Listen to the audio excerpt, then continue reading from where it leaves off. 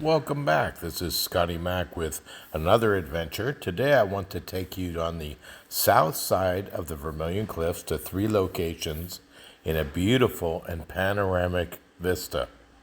Each of these locations are on the edge of a 3,000-foot cliff along the Navajo Formation, so are brilliant colors and viewscapes everywhere. But in order to visit each of the three sites, you'll have to drive through extremely deep sand. No problem if you've got a Jeep Rubicon. Each of the three native heritage sites on the south side are in strategic location on the edge of the cliff. The Sand Hill Anasazi encampment has a spectacular view of any other aggressors that may be coming towards them or traders in the trading route. The Sand Hill Crack has an expansive opening and leads them to the water source that they'd have, and the Sand Hill Petroglyphs are perched on the edge of a very precarious hill and on the edge of a ledge to get out into to see them.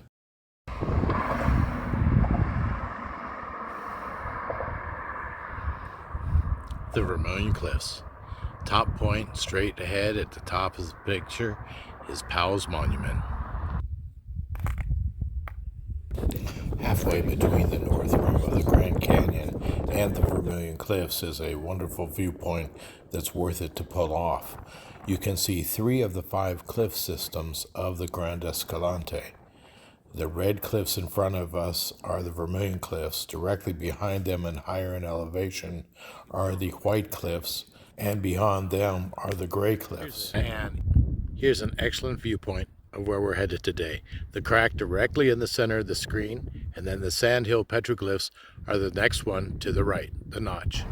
The original House Rock, they named House Rock Valley Road from.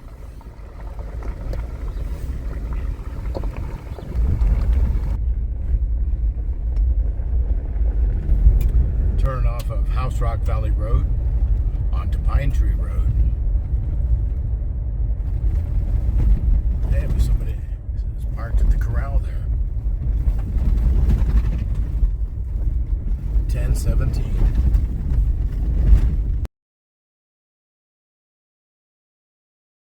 Pine Tree Road is the back way to the cliff systems and is much more gentle, but seriously, 90% of the people that visit the three areas that we're going to on this trip will be hiking up through the 3,000-foot vertical that it requires to do it.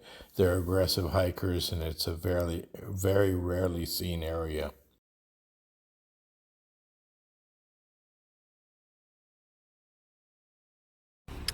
Yeah, if you come up here with a streetcar, you leave streetcar parts behind. Look at that.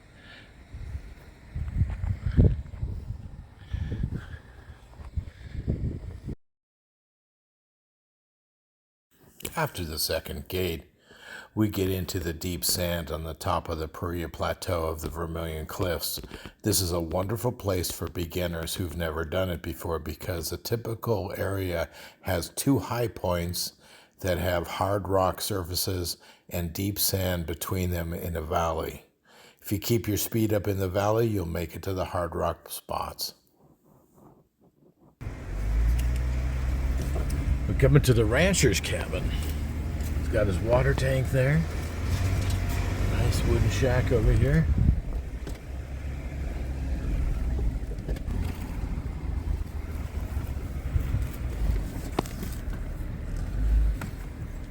We're in the thick of the Vermilion Cliffs here. It's a remote rancher. Looks like he hasn't been here for years. Got a nice pine wood cabin.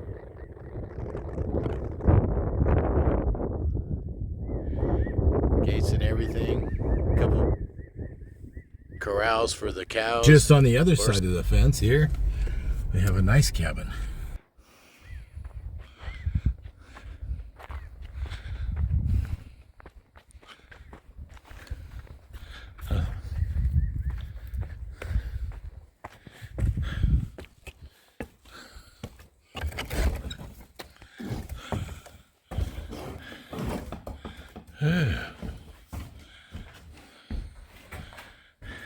Some people stayed here. There aren't many squirrels here, or chipmunks. Ooh, gosh, that floor. The old gas stove. They were set up pretty well. There's a place where there was a furnace. This wooden burning stove, pantry, a living room. Hey, cool. There are some droppings. This looks like the doghouse. And something on the roof is sagging.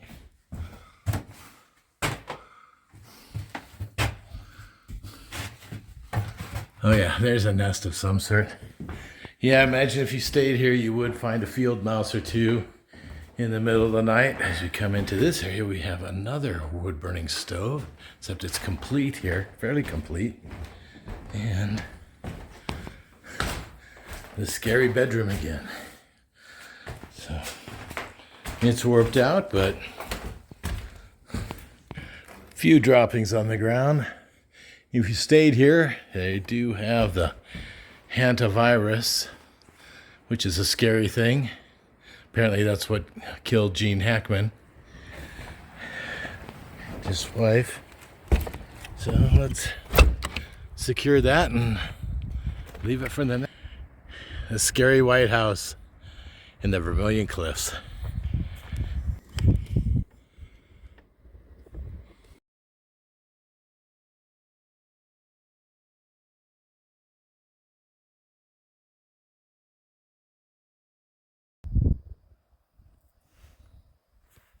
Fresh tracks. Nobody's been here in a while. I actually forgot how long of a hike this is. It's more like a mile hike, but that's intended because this is a wilderness area. On the other hand, I got here 2 hours early too, so, but there's no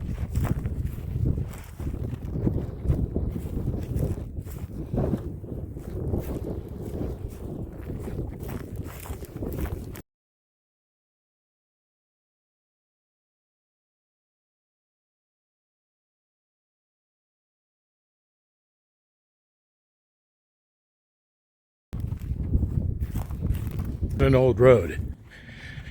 This is the best way I travel so far. One time this was a great campsite. You can see the road ends here. The old road. It's now blocked off as a wilderness area. Nice circle on top here. We've come to the edge. Just starting to descend down. Standard white knoll rocks there. There's 5 of them. And our sand hill petroglyphs are right at the edge over here. We'll crest over the edge,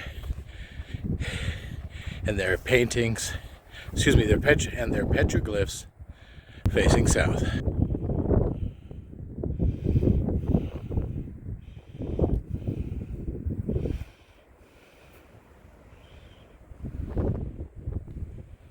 So there was a knoll that had the last trail on it. We're coming close to the edge. You can hear the wind. I can feel it whirl around.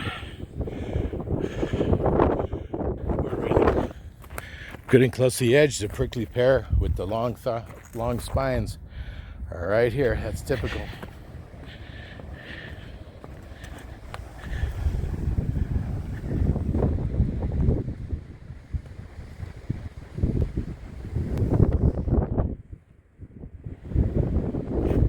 The secret to finding is the early gully, the dry wash coming down through the trees with the colorful lichen.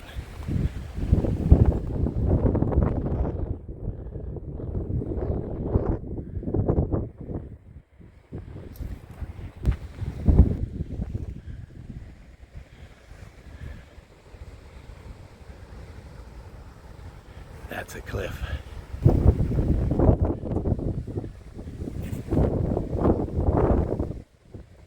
Hold on to your hats. It's a high wind area.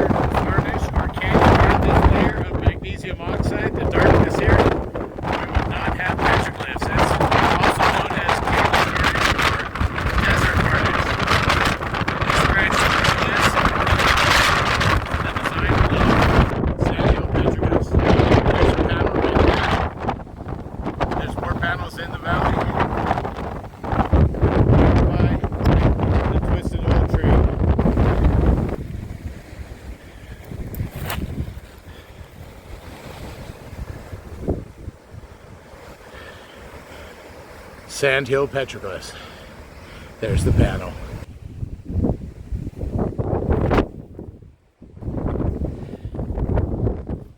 Let's return back to the car.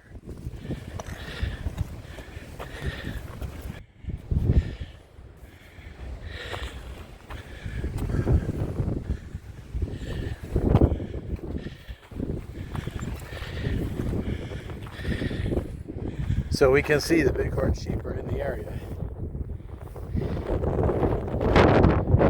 Somewhere on the plain here. Making it back to the car, cross country.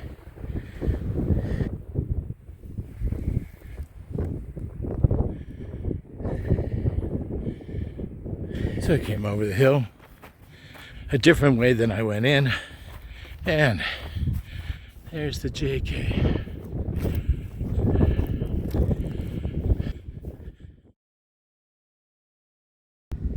We are back from the Sandhill Petroglyphs on the Vermilion Cliffs, Arizona.